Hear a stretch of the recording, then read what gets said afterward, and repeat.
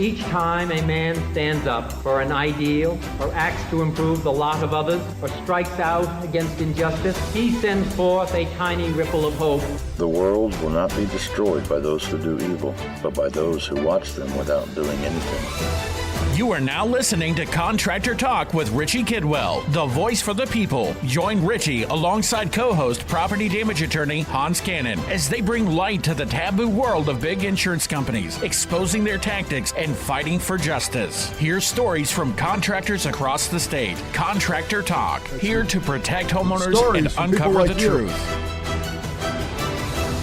All right, welcome to the show, Contractor Talk with Richie Kidwell. Good evening. All right, there we go. Working on the volume control. There it is. Welcome to the show. We're on a new dial. I love it. 9:50 a.m., 9:49, 94.9 FM. It depends on how you read it. The Answer. Thanks for joining us. Contractor Talk with Richie Kidwell. You have myself, Richie Kidwell. You have Hans Kennon. What's going on, Hans? Oh, glad to be here, as always. I see, since I was mentioning on before air, as the studio gets closer to our house, the tighter the time as we get here, we're ready to roll. Yeah, we are ready to roll. Coming, running and gunning, man. That's right. That's right. And today we have a guest that's coming back for the second time. So if you do follow us on Spotify or on YouTube, every episode that we have, I'll call it episode, of the long series of shows that we've had over the years, we always roll them out into a podcast. And so then it goes to streaming. It's on iTunes. It's on Spotify. It's on YouTube. So like us if you're on YouTube, follow us so you can see all the shows there, and then hear all the shows on Spotify and iTunes. I keep going to Spotify because it's the easiest way. Everybody has Spotify nowadays. You just go through it, go through our library, but you'll see that there's Brian Keys. What is going on since you've been on the show last time? Catch us up. What's going on, Brian? Man, a little bit of everything. I think the last time I was on the show, I was trying to run my first Hurricane Huddle. It was an event. We were teaching everybody storm restoration. Didn't get it to where I needed to be, but that doesn't mean it's going to die. We had some storms that came through. You've got an industry that is distracted right now, so absolutely. A lot of law changes and then just changes in the industry as a whole. Don't we all know here in this room how we would say the laws and how they affected this industry in a whole, starting back in really 2020, where the legislature was hearing all this crap from the insurance company lobbyists saying that, every year we call it the Boogeyman. Yep. We laugh about it over the years. Back before I got involved in 2013, 2014, it was the sinkhole. That's why they're saying that the insurance companies, when I say they, by the way, it's the evil being, though, is the insurance companies in which I reference in property for sure. Auto, it's a whole nother story I'm sure Hans can talk about. It's even more crooked, I would say, or just crazy than property. But this is one that we've seen curve over the years of who the Boogeyman was. Before it was like, premiums are through the roof right now because of sinkhole. That's the reason why. And they made all these law changes in 2013. 2014 come about, and they're like, oh crap, who can we point this at now? Then they're like, the restoration contractors. That's the reason why. And I got involved because they were going to make these hefty law changes, taking away or curving the way that you can use the assignment of benefits in the state of Florida, which fast forward to now, it's totally invalid. But they've took, the insurance companies are good for one thing, and that's for the long play of dumping so much money and time into something that they really want to see come to fruition. And they saw that the sun shined right on the dog's ass, and they saw that our governor was running for president of the United States in the middle of a quote unquote fake crisis. They crapped out $100 million to give to Governor DeSantis and a promise of $250 million more to run for president so they can take this insurance reform, and I do it in air quotes, to a national level, which is basically just allow them to do whatever they want, get away with murder, and there's nothing that we can do about it. They mandate that we have insurance here in the state of Florida. About 3 to 23 million people here in Florida. 6.5 million roughly HO3 policies, single family resident policies. Then you have condos and renters insurance, all this other stuff, different types of insurance. But mostly that's what we look at is the HO3 policies. And you're supposed to have two things. You're supposed to have a replacement cost value portion of your policy, meaning that they reimburse you for what it costs to replace it today. Right? Not what it cost when you purchased it or when you got it installed, but what it is worth today. You lose your butt on a television because those get cheaper nowadays, but on a roof, for instance, that gets more expensive. You got labor costs that are going through the roof. You got new laws that have changed now that roofers are, mandated to have these different protections on who they have work for them. And so as I mentioned, we saw this back in 2014 is where the restoration contractors were started to become the boogeymen, and then it changed over quickly to over the years, and it went to different contractors, and it went to lawyers, such as Hans. He was the reason.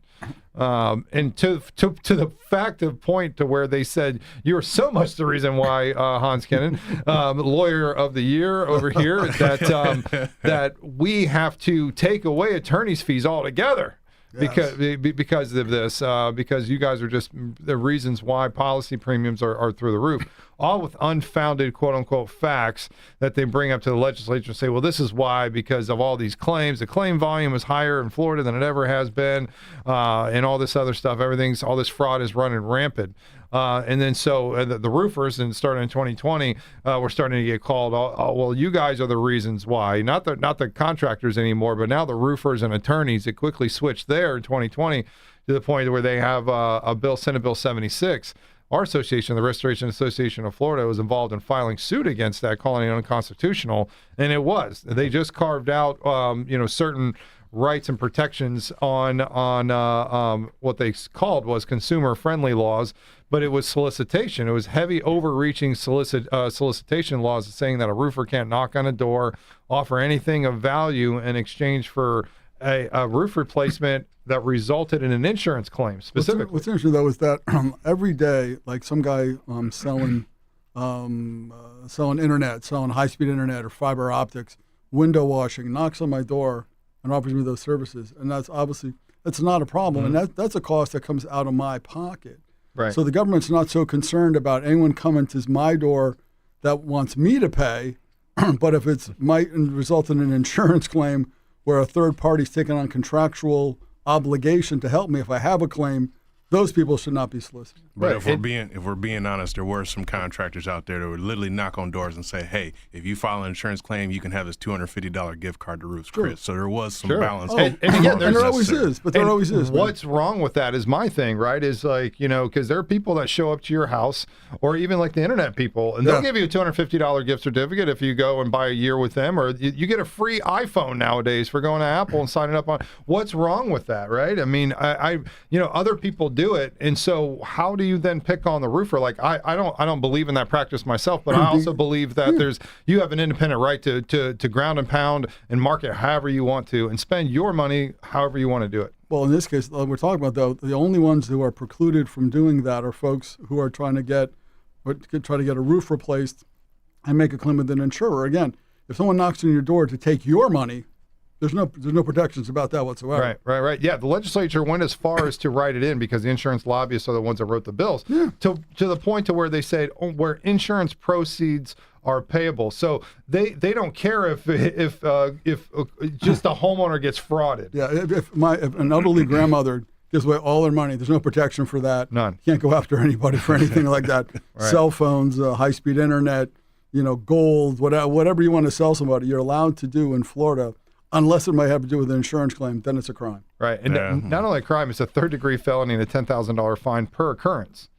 And so we were litigating this for 2 years plus until you get to a stopping point where you get a very popular governor who's the one that was behind this legislation and law change 2020 to 2022, and it was his height of his popularity. He was getting away with anything and everything, and to the point to where if there was a Republican, I myself am, but I see things in for consumers and for people. So I won't even put myself in a category. I don't even know. I won't go as far as saying independent. Safest thing to do. Yeah, but there was folks that that I was supporting that were Democrats that I would knock on the doors for them and say, we need this guy in here because you have to have an equal amount of senators and representatives that have an equal amount of the Republicans and Democrats. And I saw it. You see it. It's more sad in the Senate because there's only 40 senators. So you'll see it's usually 20-20. And now it's like 28-12. Yeah. So they're having a hard time filling in the Democrats to make any of the committees to make it fair.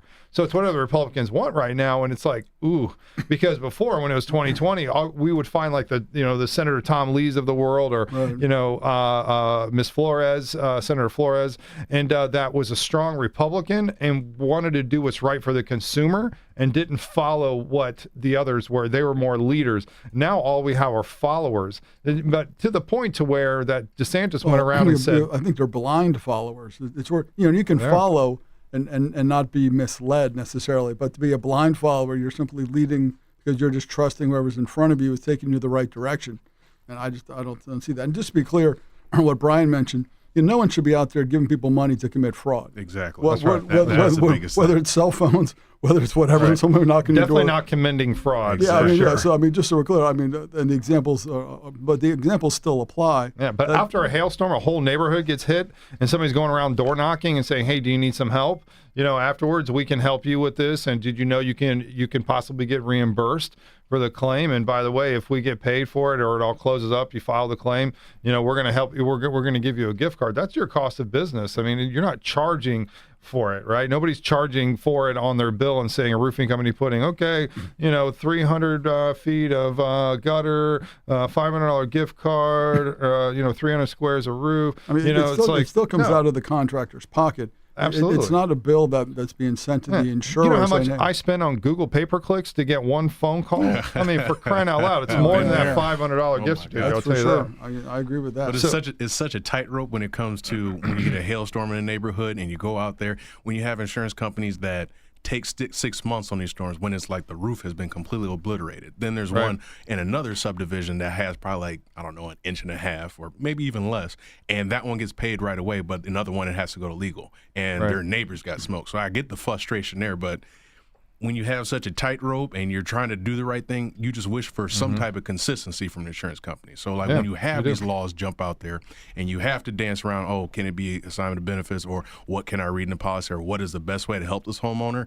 It's never the same recipe over and over. And I'm pretty much built off of repetitions. And most people don't understand, Grant, the owner of Apex Roofing, they got a bad name in the industry because they were using assignment of benefits, and only for that reason. And because in a case of non-payment, right, do they have to file suit against the insurance company? Just like me, we, AQA did so many AOBs per month that we had to sue so many hundreds of times at that point, just like your chiropractor does. It's like the little old lady, the doctor that you go to all the time. It happens in medical, happens in auto, happens in property. And so it ends up becoming the norm when you got carriers that just don't pay. I mean, look at State Farm. They were just after Hurricane Ian, 50% of all claims were denied. 77% from Citizens Insurance, owned by the state of Florida, of all the times that they just improperly underpaid or denied a claim improperly. And so you have all this, what I think is fraud on the side of insurance carriers, right? But then on the same time, then you have to file suit. Now, why I mention Apex is because they took an assignment of benefits and they built the roof. He actually put the money out to have these sourced. That company would ensure that the claim was good, file the proper notices, file the proper estimates and such like that, and then they would build the roof and wait to get paid. So, how many, and how many times if he's lost on a technicality in court, and Hans Kennon mentioned this, it's like the law would change. You're a year into litigation, and all of a sudden you're like, they just filed a new MTD, and now now you lost. Now you lost all that money. There's no recourse in getting that back. You don't then go to sue the homeowner. Nope. There are protections for that in the statute. So the folks that were getting a bad eye, even myself, and I'll say it, I underplay myself, but AQA would provide all of the work, the testing, and all that kind of stuff up front, take the AOB, and then just hope to God that we get paid. And many of the times, it's 50-50. Well, a lot of times you put a case into litigation, like Richie mentioned, and then a year into it, an appellate court comes out and says, what everyone thought, it's not that, it's something different. And you have to go, and that applies retroactively. You have to go back and go, all those things we did that we all thought were right, they're all gone now. So Richie, you can't get paid on any of those bills for work that you've done. You can't go after the homeowner. I'm not saying you necessarily even should, right? But you have no recourse at that point other than to go, well, how many cases do we have in suit before the new law? X. All X are gone, man. And that's it. And that's a tough position to be in, because if I'm the homeowner, it's like, from my experience, it's always been, hey, we're going to wait till we have some type of direction from the insurance company that we're going to either push forward to build, push forward to repair. Until we get that, we're just not doing anything. So I'd have homeowners that I'd build relationships with them, and that's pretty much what this is like a relationship game where I'd be with them for a year to 2 years because we're just waiting on something to come back from the insurance company. So and it happens to a lot of insurers too. A lot of insureds will call me a year after like a hurricane, and I'll be like, well, the insurance company just didn't do anything. And I'm like, where you been? and people really honestly, I think heart of hearts, they go, we just thought they were going to do the right thing. And people wait and wait and wait because if you don't have any faith, I talk about engineering all the time, and insurance companies send out engineers to help deny your claim, but people want to believe in engineering. Engineering is the core of the building we're sitting in. Is this thing going to fall down or not? Well, an engineer said it won't. You're like, oh, we have to trust them. Your insurance company, you pay good money every month. You want to believe, you have to believe that it has some value, and that they'll be there when the problems arise.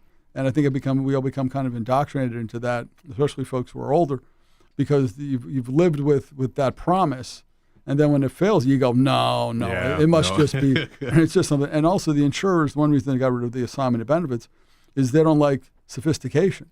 The fact that Richie and I and you know more about the system than our clients do make us dangerous. It's no different than when communism, when they went and they strike down people who speak out.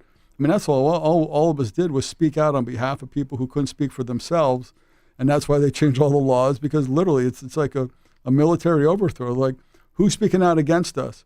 Well, Brian is, and Richie is, and Hans is. Well, we got to get rid of those guys because we got to make people into sheep and believe that whatever we tell them is the right thing, because if they don't even want to help them, it won't cost us any money.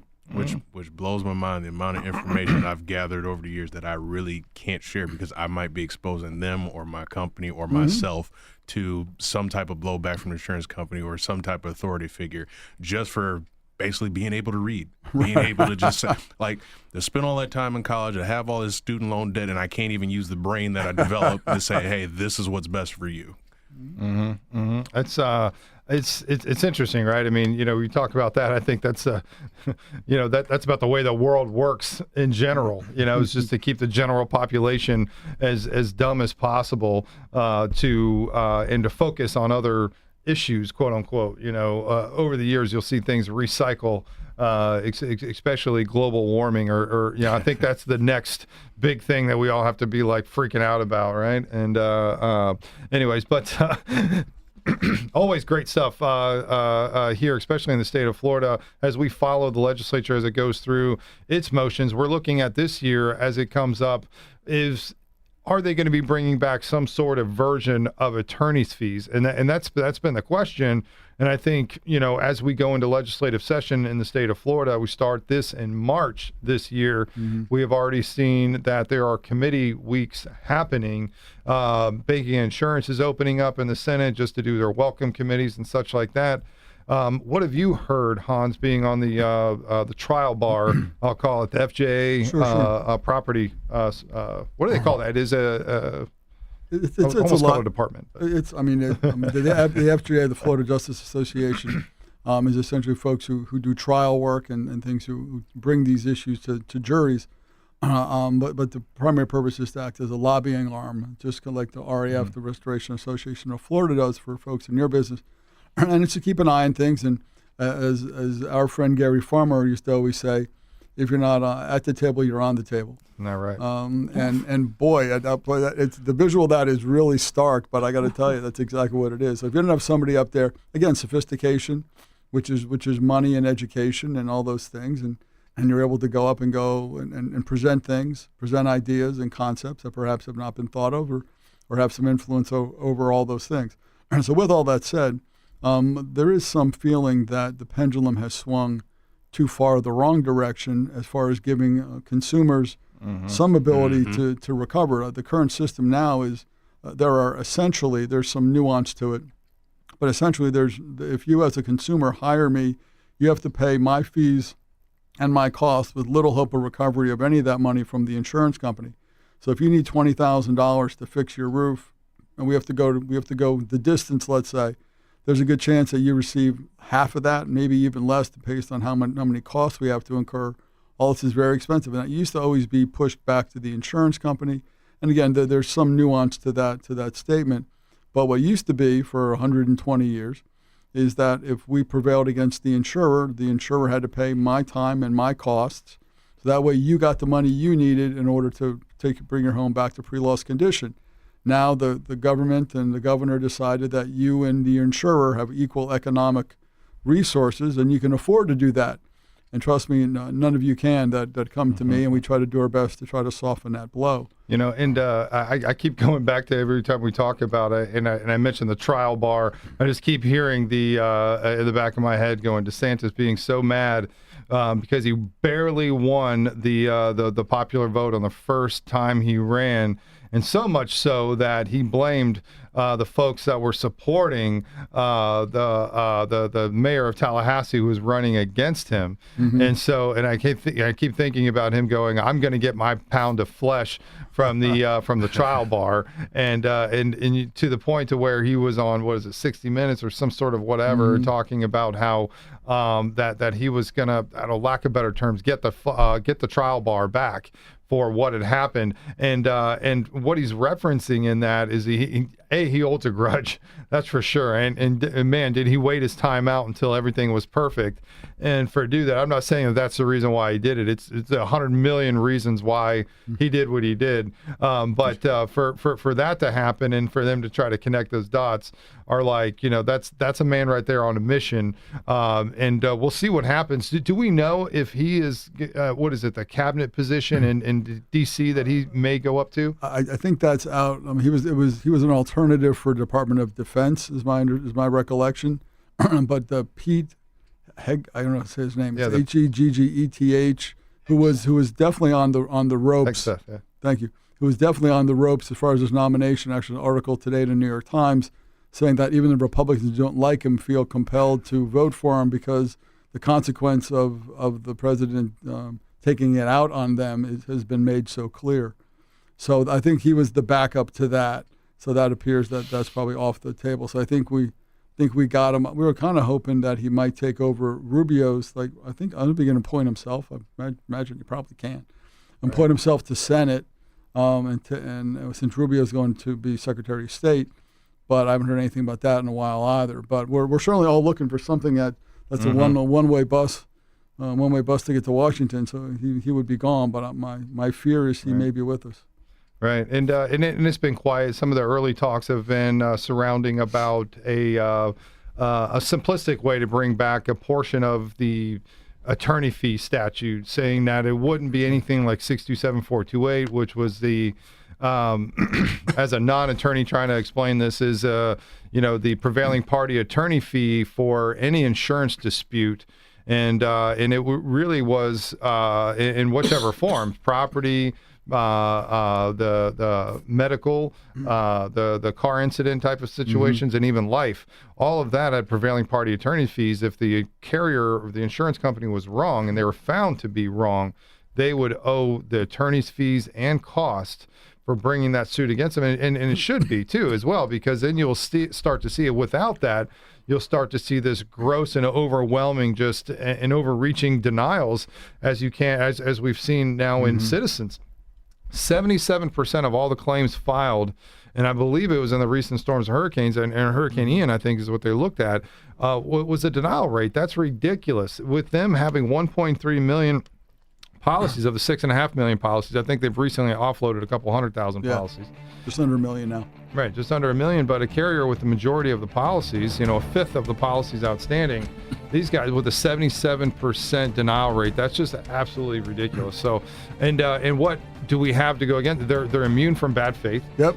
So what recourse do you have against them? And so until we start to see that shift or that as you said, the pendulum swung too far over to the wrong direction, absolute power ruins absolutely, and I think that's what happened here. And now we want to see a balance of that power to come back. How do you think it's going to come back this year, if any, is going to be a question. Well, yeah, and that's what we'll see. My understanding is, again, there's some appetite for it in both the House and the Senate, and even in the governor's mansion. Yeah, and that's what I heard, that possibly he would sign it if something came in, but we'll see. We are a live call-in show. I forgot to announce this, but 407-774-TALK is how you get to us, 407-774-8255. We're going to take a break in Contractor Talk with Richie Kidwell. We'll be right back. You are now listening to Contractor Talk with Richie Kidwell. All right. And we are back. Contractor Talk with Richie Kidwell. Thanks for hanging out throughout the break. All right, we're back, and we have some good stuff for you guys tonight.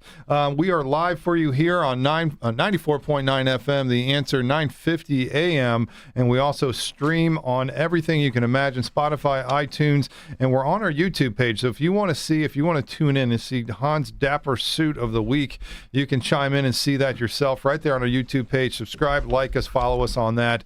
And then, of course, if you just want to listen to us, and maybe just because we have a face for radio, that you can just listen to us on Spotify. Take us everywhere you go.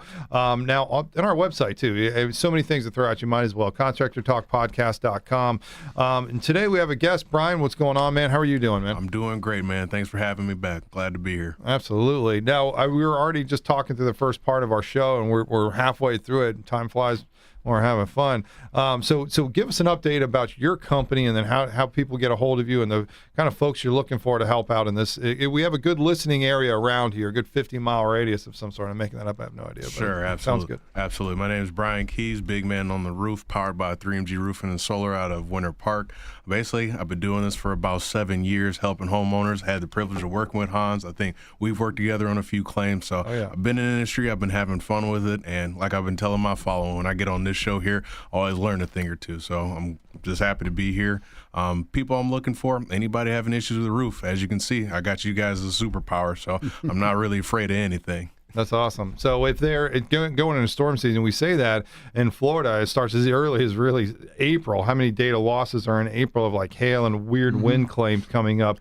In the state of Florida, we don't get like the crazy stuff like you see in California where there'd be fires. I only say that now because of what's happening, but you get earthquakes, volcano eruptions, things like that. Over here, we have a hella volcano coverage over here. I'll tell you what, and a hella earthquake coverage and all this other stuff. But then you start to see the coverage start to lack here in the state of Florida to the fact that where I started to mention about the law change in the roofers in 2020, where you had some of this Senate Bill 76 stuff, and then after that they came out, or part of that bill, or right after that, they had this roof surface discount schedule, and from a lot of our folks all pouring into that, and even the FJA and a lot of the folks that are up in Tallahassee, even speaking against them, we got that part of it to be wiped out. So it didn't actually make it through into the actual bill. It got cut out of there beforehand with an amendment.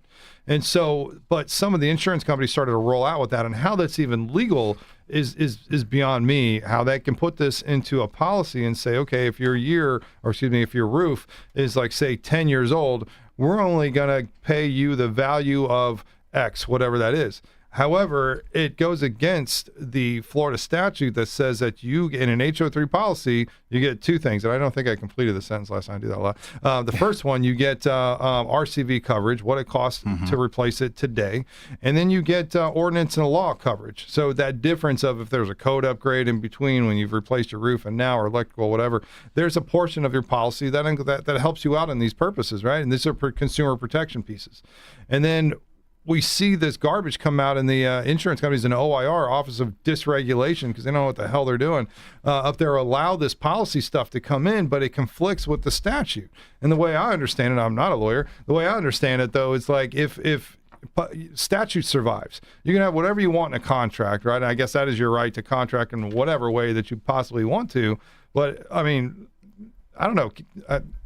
Let me know if I'm wrong. I mean, Hans, how do we say that? Right? I mean, you're going to maybe say it depends, but answer. Right. But what happens in that if a policy is written in here like that roof surface language, but the state of Florida says you get RCV coverage when you're in these HO3 policies, what survives? The statute survives. Do we have to fight this so hard that most people just don't do it? I mean, since that has come out, what's funny is I had like a short stint in Georgia where I was doing some claims up there, and I think the roof schedule came out through there. adjusters were actually leaving, like independent adjusters, they were actually leaving insurance companies because they expected them to write, because everybody's been used to Xactimate, how they've been writing their process before. But adjusters have actually just been quitting insurance firms because they're like, I'm not writing this. They're making this a lot difficult. I have 30 other claims to get to. So if a specific insurance company wanted them write it on roof schedule, that was even a longer delay in claims because they couldn't get anybody to actually adhere to that. So Right. That's tough. I mean, one thing, the problem with the right to contract is that there is, in fact, a right to contract. There are certain things that you can't contract around. Statute of limitations is one thing. Most HO3 policies discuss you have 1 year to bring a claim or 1 year to bring a lawsuit. And the law in Florida would be 5 years from the date of loss. Now, it used to be 5 years from the date of the breach, but then who knows when insurance companies breach. It could take a long time to breach, and so that added time to it. So now it's from the date of loss for contract work, for homeowners work such as this. But some statutes control and some policies control, some contracts control. It really, I was just about to say, it depends. Oh, there it is. There's the two things. I always tell you in law school, they said there's only two things you can say all the time and never get in trouble. And the first one is, I don't know. And the second is, it depends. And so I utilized them. That was early in my law school training, and that stuck more than anything probably. But the issue I have, like with the roof schedule, is that is a contract. The statute, there's no countervailing statute in opposition to a roof schedule. Like if the statute had passed and said this is the roof schedule, well, then you can't have a different one. Then they would be bound. The statute would control over the policy. But once the legislature did not pass the roof schedule, which I still think is good, I still think. I mean, even if a handful of insurers do use it now, and it becomes a problem if people don't know it and don't realize it, and all those things that go with it. And the things they have to offer a policy that doesn't have a roof schedule at a greater premium. There's certain things that the insurer has to do, but it really becomes a function of the agent at that point. The agent needs to tell his client. Now, if the guy says, "Look, I want the cheapest premium. I don't care how bad the coverage is and blah blah blah and all that." Well, then get surplus lines. Get Lloyd's of London there. So. Well, I mean, and then sometimes you get that. But if someone goes to their agent and the agent is trying to run some balance point between terrible coverage like surplus lines. And a great policy like, it used to be great. They're not as good as they used to be, but like Chubb or any of those folks, it used to be really good. Somewhere in the middle there, but that's the issue. So if they say, look, I want to have fun, but I want to be protected. It's like someone like that. And you're like, what does that mean exactly? And the agent will try to sell you something somewhere in between. But unless there's a statute that says you have to do it this way, or there's a statute that defers to a contract, then the contract can be what it is. And people do. They save $50 or $100, and we tell people all the time on the show, we have for years, and don't look at what your policy covers, look at what it doesn't cover. And when I do mediations with citizens all the time, if one adjuster, he always tells my client how much coverage they have. And sir, we looked at it, you have $300,000 in coverage A, and I'm like, but you can never get to it. You can't get $300,000. Right. You can, if you burn his house to the ground, you get to $300,000. Under the valued policy law, you get the $300,000. If the house is gone, you get your policy limits on coverage A. Other than that, you're never going to see it. You just won't get there. Right. And my frustration with that is when you buy a policy, especially whenever I was a first-time home buyer in my early 20s, and that's your biggest asset. You're just living paycheck to paycheck to even pay the mortgage and then your insurance and all that, and then then you get to a point to where it's like, okay, if and thank God I didn't have a big roof problem when I was in my early 20s, because like I wouldn't know what to do, and now let's say if I did save up and I bought a 20-year roof, and the salesperson was like, hey, manufacturer warranty, I get service warranty on 5 years, you got 20-year warranty on the product, blah, blah, blah. Well, I'd want every freaking year of that 20 year. Don't come to me at year 18 and be like, oh, hey, sorry, a storm came through and, your roof was just too old, so we're not going to cover it. No, that's BS. I wanted to get my coverage all the way up to what I bought. Like the whole thing is what they were talking about is like, oh, you want us to, this is the story that was told from all these insurance lobbyists to the legislature, is saying that, oh yeah, people just want to get their house, like want us to pay for their maintenance. So basically whenever it gets old and then something comes through, it's like, oh, okay. But when we got to it after the claim was filed, our thing was like, whoa. you took the money for this risk for a whole year, and then a claim was filed, and then you're like, oh no, we deny it because of, wear and tear, or because it was like all these reasons. But I'm like, no, the way that I look at this roof, it looks insurable to me. That's the condition of the roof. On the day of the loss, it was insurable. That's right. That what condition was the roof on the date of loss? Insurable. And that's the problem, is that we were starting to see. And then they were saying, well, and then there was denials and there's lawsuits, and that's why they were saying, well, oh, it's the roofer's fault. And then they came out with all this stuff about the roof surface stuff, and basically it said, like, say if you have a 20-year roof and then you're halfway through it, well, they only want to pay a certain percentage. I'll make it up. They only want to pay 50% of your roof or something like that. And it was a different roof type. So much percentage of a concrete tile roof versus your asphalt shingle versus a metal roof, and they would give you the money for only a percentage of what it costs to replace it. And then at that point, they're just throwing a dart at the wall too, right? It's usually a low amount. They'll say, it costs $10,000 to replace a $20,000 roof, and then they're going to lower it down from there. So the average person isn't going to go and call the Hans, Hans, when you were there at Morgan. So many times that we say that, my God. But you would call Hans Kennon, and you would say, hey man, I have this dispute. What do I do? And they only give me $3,000, or they give you a letter that said, and how many times did you come to somebody's help when they got a letter that said, hey, we sorry we denied your roof, and all this stuff happened on the roof. We don't agree that all this stuff happened. And then a few months later, you get a non-renewal notice and say, we're non-renewing you because your roof is old or in disrepair. So if you replace your roof, we'll go ahead and renew it. So they'll deny your claim and then non-renew you at the same time, because now they know your roof is in disrepair. Well, yeah, and they'll deny your roof because there's no damage, and then that's all they'll say. There's no damage, other than some normal wear and tear, and then they'll send you a non-renewal letter and go, you need a new roof, and you're like, you just said it had no damage. Those are my favorite clients, because that's the same person that's trying to get the extra 20 years or get the full 20 year out of the roof, when it's like, hey, listen, Hurricane Helene, Milton, Andrew, whatever the case may be, has gone through here. If you even just give a hint to your insurance company, they are gearing up to basically make what's best for them. So as much as we were talking earlier, it's like letting the insurance company have like the best interest, like, hey, they're going to come out and do the right thing. Just understand, it's like, once you step into those waters, everybody's free game. Yep.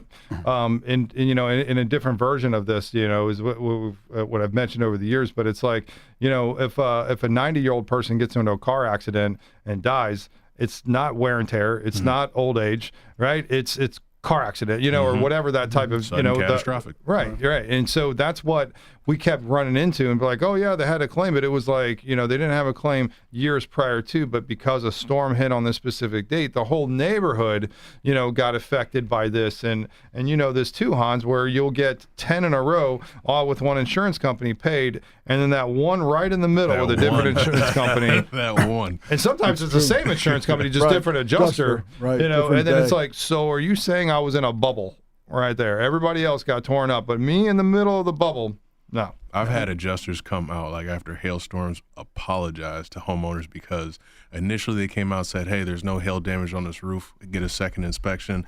And while the inspection's happening, you can literally see the pool screen, or not the pool screen, the pool heater, it actually exploded because a hailstone hit right there. So you see water just shooting out his roof, and the adjuster turns at homeowners like, sir, I'm very sorry that we actually even denied this. And then the roof got flipped right then and there. Well, the problem half the time, though, is that the field adjuster ends up being a nice guy. I get told all the time, Mr. and Mrs. Smith, they say, he came out and he spent some time, not a lot of time, we're a little suspicious about that, but he was very nice. And he said he saw a lot of damage, he was going to write it up, and that he felt that would all be approved. And then 2 days later, I got a denial letter in the mail that says we're not paying anything from a different guy. And all of a sudden, they stop answering the phone, right? Oh, yeah. Okay, so we only got 10 minutes left. So I was going to say, let's get to this article you have. Okay, so now the wording of it's poor, but that's not my fault. This person, we'll try to figure out who Mr. X is, told the gathering of insurance executives that they should expect, open quote, some news around roof surface types, close quote, in the coming years, and mentioned that, open quote, maybe it's time to write asphalt shingles out of the plot in Florida, period, close quote. So this is suggesting, this is an article describing someone of supposedly of knowledge and of importance, speaking to insurance executives saying that basically they're talking about banning asphalt shingle in the state of Florida. It's wild. Now, keep in mind when you do like tile, obviously you have to retruss a house for tile because of the weight. So you can't just put tile on a house that had shingle before, things like that. People don't like the standing seam metal. It's not like a Key West house with these fasteners you can see. But a person of some prominence said that maybe it's time to stop allowing, under Florida Building Code, asphalt shingle. Wow. And already last year, now 2 years ago, whatever, we had that law change on where, and it hasn't even happened yet, but where it was Senate Bill 4D, and it was that part of that condo change and all this other stuff, reason why condos and buildings over 3 stories and all this other stuff have to have all these inspections. All that came out of that. But there was a section in there that allowed the Florida Building Code, and again, it's the legislatures trying to force the Florida Building, or the Construction Licensing Board, to change the Florida Building Code to allow it to state that it was about the 25% rule, where there had to be 25% or more of damage to then offer the replacement of the full roofing system, and I agree to that. Now, part of this comes from if you find, like, say for instance, one roof shingle or tile or whichever that was broken on the lower end of the slope. Theoretically, you have to go all the way up to the next seam, basically, to the ridge. Yeah, all the way up to the ridge, and peel all that stuff back because of waterproofing, and then make all the repairs. So if you were to hit 25, so you only get a couple of wind damaged tiles or shingles on the lower side of the ridge, and or the slope rather. You got the whole roof replaced. Now, what did come from that is that the Florida Building Code, it allowed them to change that, or gave them the authority to change it, basically try to push them to change that. And what they did is they ended up offering an opinion and saying, listen, they reviewed it, and they said if their opinion is saying that if you get 25% of the damage from the roof, that has to be damage from that incident, hail, wind, not from the replacement, not from repair, but actual damage. So now you count up all the tiles or all the shingles now, and you get 100% evaluation of them, and then you count all the ones that were creased, missing, or torn, or damaged, or whatever, and then you add that up, and now you got to do all this math. So anyways, that's what it really did, but the legislature tried to get involved in places where they should not be involved. Now keep in mind, that all started because the guy from Rimkus, which is a huge insurance funded engineering company, went to the Florida Board of Engineering and asked them to come to that conclusion because they were basically losing business because their opinion was there wasn't enough damage, and people like myself and experts that I hire were able to prove that 25% of the roof was damaged when you had to take out all the waste and all the replacement. So this all started with an insurance funded engineering company starting that and getting that change through Florida Building Code.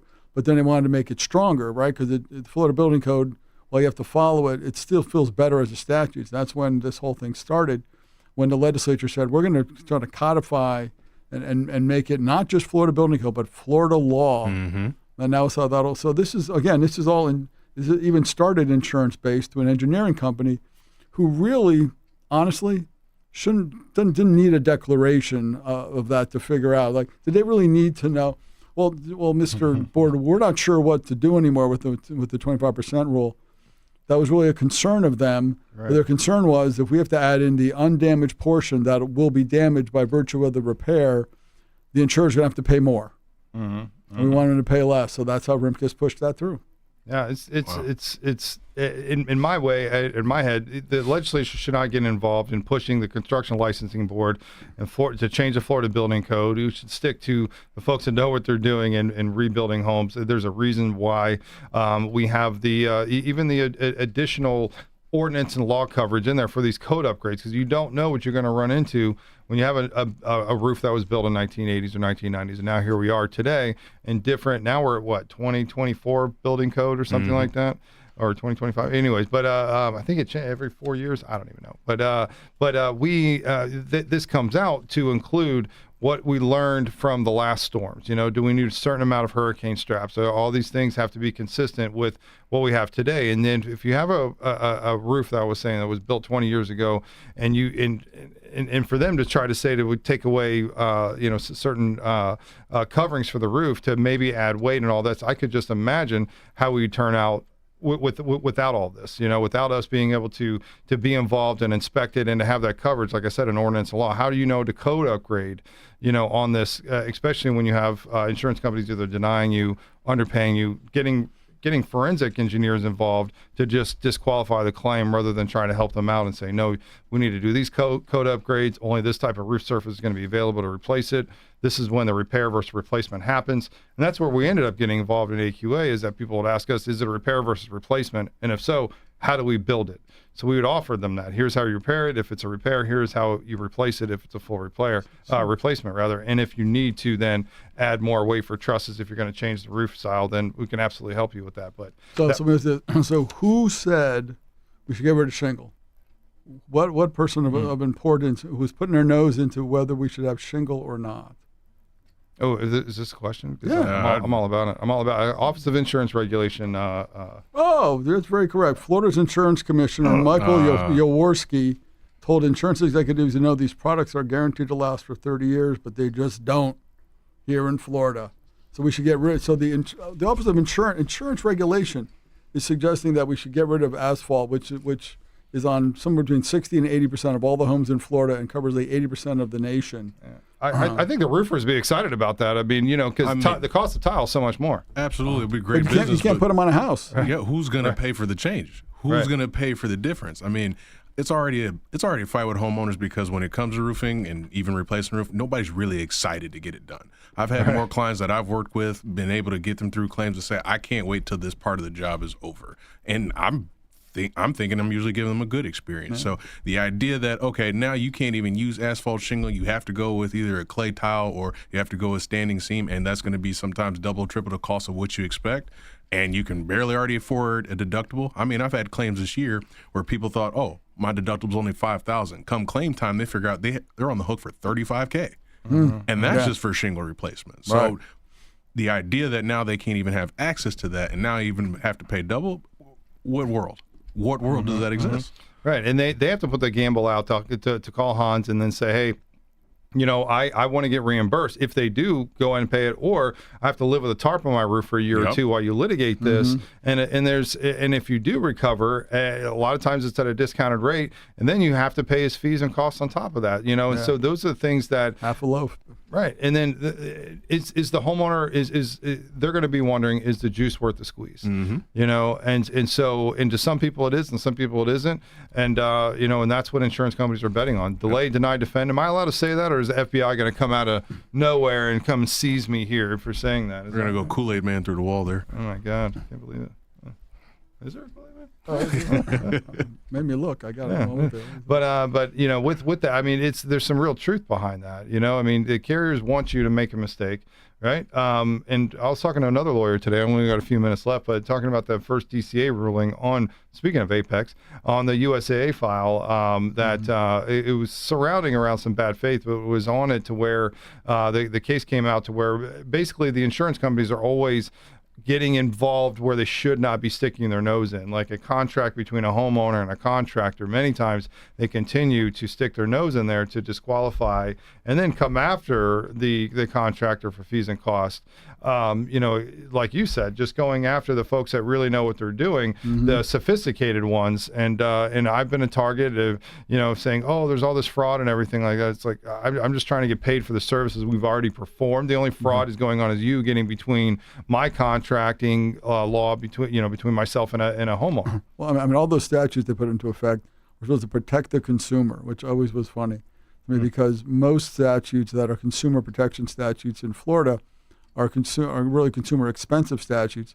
Like all the ones we talked about regarding roofing, there's no requirement of lowering of premiums. There's nothing that safeguards the consumer. Even what you're talking about, with they get involved, they go, oh, well, you did it wrong, so now we don't have to pay you. Well, okay, but that's not justice either. Right. I mean, for services that you've already provided, and the insured still owes you for some of those services. I mean, it's just a cash grab. It is. And again, I was telling you all these numbers are the biggest percentages from State Farm and Citizens, the big players out there, several other carriers as well. A very, very high rate of denials on what I was going to say invalid claims. I was going to say on hurricane claims such as Hurricane Ian when they look at all those numbers. And I say that because a Category 5 hurricane went over these concentrated areas, so you would imagine there's going to be many, many valid claims there. Well, all right. Well, thank you again for joining us today. Brian, always good to have you. Hans Kennon, thank you again for joining us every week here at Contractor Talk with Richie Kidwell. Don't miss us every Monday night, and you can find us again anywhere streaming. We'll talk to you guys later. See you.